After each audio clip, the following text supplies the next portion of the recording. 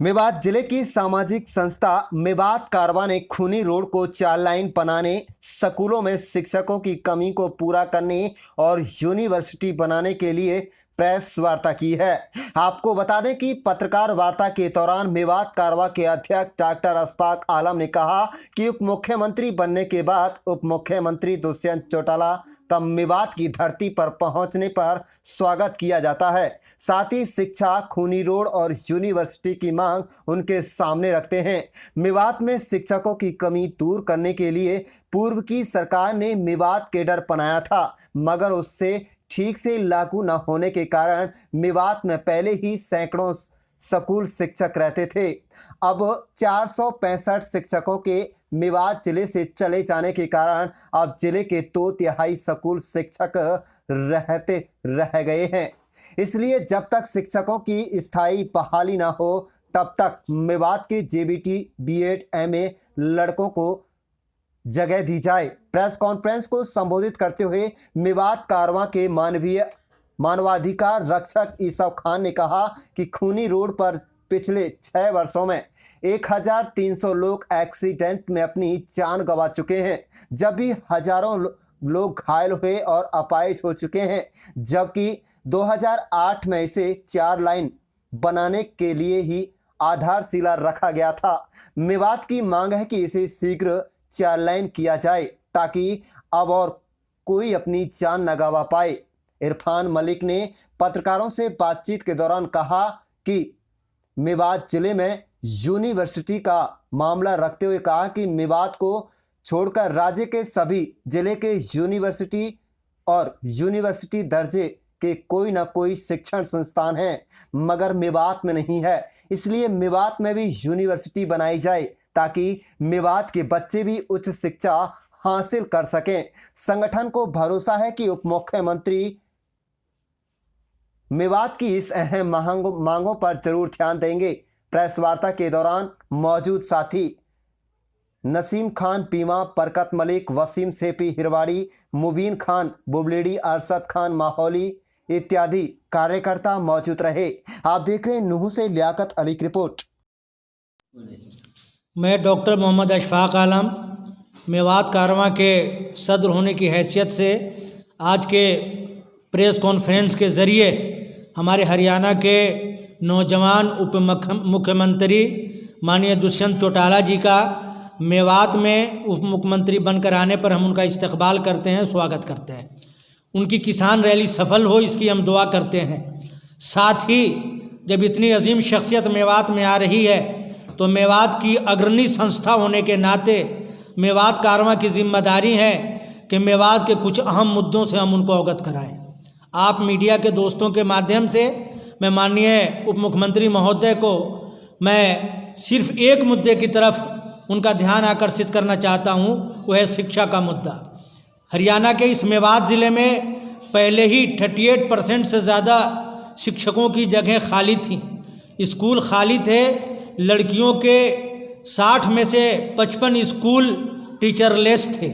उसके बावजूद पिछले दिन अदालत के आदेश से तकरीबन 465 शिक्षकों का उनके अपने ज़िलों में तबादला हो गया है, वो चले गए हैं। ये कोर्ट का आदेश था, उसमें ना आप कुछ कर सकते थे ना हम कुछ कर सकते थे, लेकिन आपके हाथ में, सरकार के हाथ में ये कोशिश है कि वो मेवात के शिक्षा की ख़राब हालत को देखते हुए, शिक्षकों की कमी को देखते हुए फौरी तौर पर जब तक सरकार कोई परमानेंट बहाली नहीं करती है तो मेवात के बच्चों के शिक्षा के नुकसान को देखते हुए यहाँ मेवात में जितने भी जेबीटी और बीएड, टीजीटी, पीजीटी, एमए किए हुए लोग हैं के लायक हैं, उन तमाम बच्चों को यहाँ एक सम्मानित सैलरी के साथ मेवात में तुरंत एक आदेश के जरिए इन तमाम बच्चों को यहाँ पढ़ाने की जिम्मेदारी दी जाए। और जब तक, मैं तो कहता हूँ कि इन्हीं बच्चों को परमानेंट भी किया जाए आने वाले समय में, ताकि ये बच्चे मेवात की शिक्षा को आगे बढ़ाने का काम कर सके। वरना नंबर 1 हरियाणा में अगर एक ज़िला इतना पीछे रहा कि पूरे देश के सर्वे के बाद नीति आयोग अगर इसे देश का सबसे पिछड़ा इलाका घोषित करता है तो यहाँ के रहने वालों के साथ साथ सरकार के लिए भी और राज्य के लिए एक बदनुमा दाग होगा।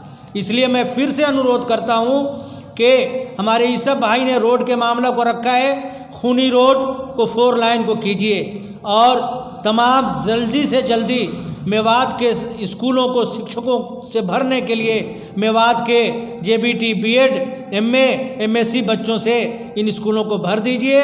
इसका कि हम अनुरोध करते हैं। आप दोस्तों के माध्यम से माननीय उप मुख्यमंत्री को हम मैसेज देना चाहते हैं कि वो अपने 22 तारीख के भाषण में हम मेवात के इन तीनों अहम मुद्दों पे अपनी बात रखें और मेवात के लोगों को आश्वासन दें कि आप युवा मुख्यमंत्री हैं, आपका, आपके वालिद का, आपके दादा का, सबका अच्छा रिश्ता मेवात से रहा है। इसलिए मेवात की शिक्षा को बढ़ाने का आप ऐलान करें और काम करें। शुक्रिया।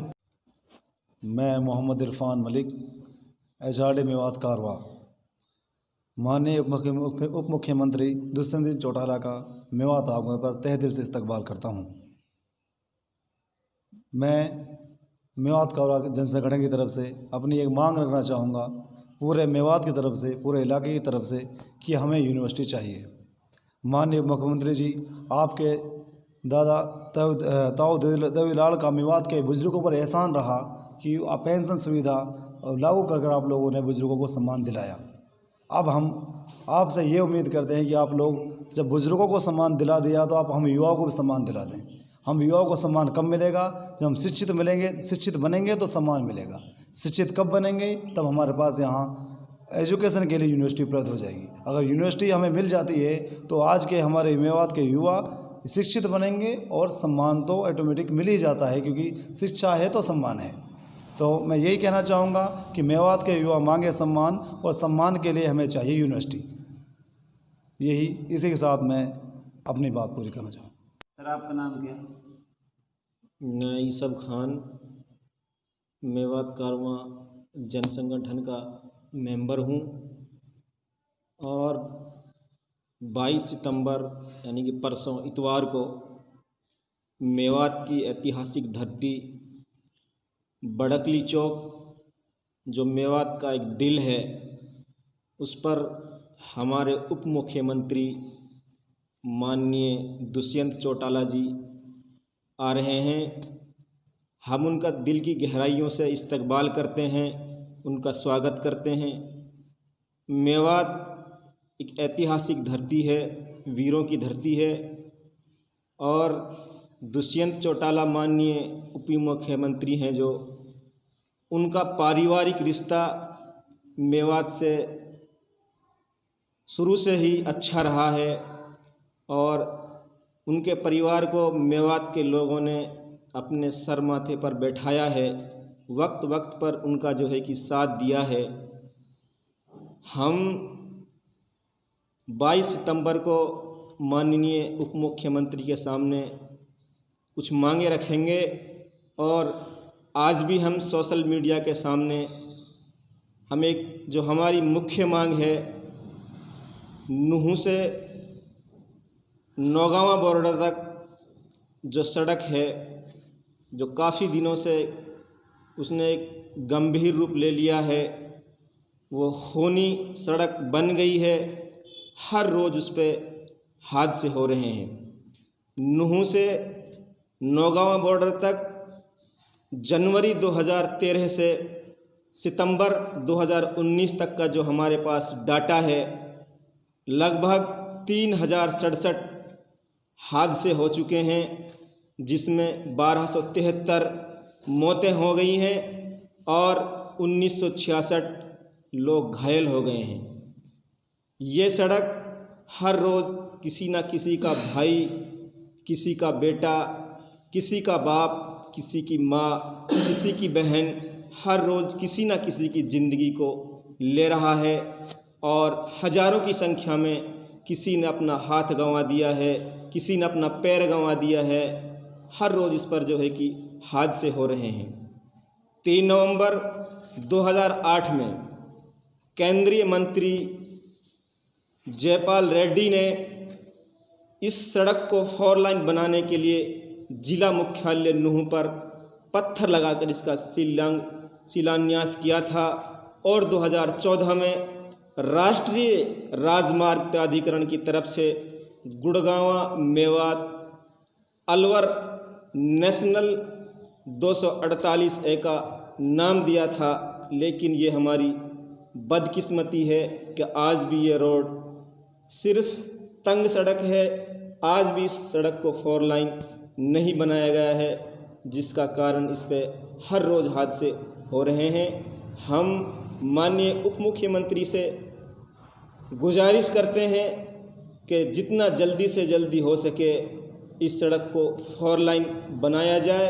और आप 22 तारीख को बड़कली चौक नूह आ रहे हैं, हम आपका इस्तकबाल करते हैं और आपसे उम्मीद करते हैं कि 22 तारीख को मेवात की ऐतिहासिक धरती बड़कली पर ही इसका अनाउंस किया जाए और इस सड़क को 4 लाइन बनाया जाए, ताकि इस पर हर रोज़ जिंदगियां बर्बाद ना हो।